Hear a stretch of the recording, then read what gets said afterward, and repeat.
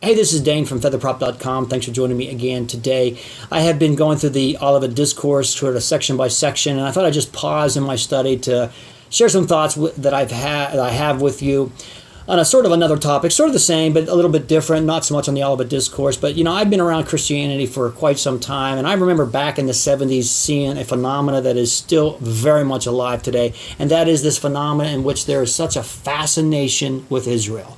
A couple of years ago, my wife and I went to a wedding. It was at a church. We walked in, and there at the front of the church was the American flag on one side and the flag of Israel on the other. And there is just this fascination with Israel. And I have a problem with it. I really do. Let me take a look with you at Romans chapter 7. We'll start with verse 2. For the woman who has a husband is bound by the law to her husband as long as he lives. But if the husband dies, she is released from the law of her husband. Then verse 4, therefore, my brethren, you also have become dead to the law through the body of Christ, that you may be married to another, to him who was raised from the dead. Here Paul uses the analogy of marriage, which is a good one because the church is considered the bride of Christ. And I think the marriage covenant is a good way of understanding the covenant that God makes with us. And in this analogy, in Romans chapter 7, Paul talks about, and he's writing to Jews in Rome, and I think he's using this, it's like you were married to the law, but now through death, and that's how a person is legitimately freed from marriage, it's like your husband died, and you're free now to marry someone else. And now you're married to Christ. It was as if you were married to Moses, so to speak, and now you're married to Christ through the death. You're legitimately married to another. But the problem that I see with so many Christians is this fascination with this old marriage covenant. This fascination, this focus on this old one. It's like saying to Jesus, yeah, Jesus, I'm glad to be married to you. Yeah, I love this marriage.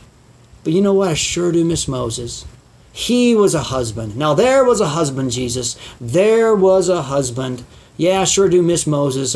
You know, we used to go all together to all these festivals. I love those festivals. I sure do miss those. I know. I don't have to keep them now. I understand that. But boy, Jesus, you're fine. But Moses, now there was a marriage. There was a marriage. And oh, Jesus, you know, I know I can eat anything at our table. I know, but you know what? I miss those meals that Moses made. I miss keeping those dietary laws, and that was real eating. There was something mysterious about that. There was something mystical about those meals.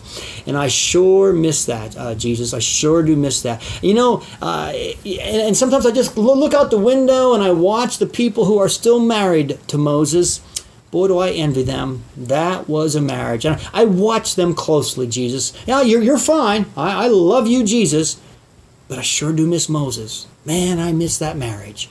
And those people who are married to him, well, in a way, I kind of envy them. Kind of wish I was like them. I'd kind of like to mimic them. I'd kind of like to be like them. Nothing against you, Jesus. Our marriage is fine.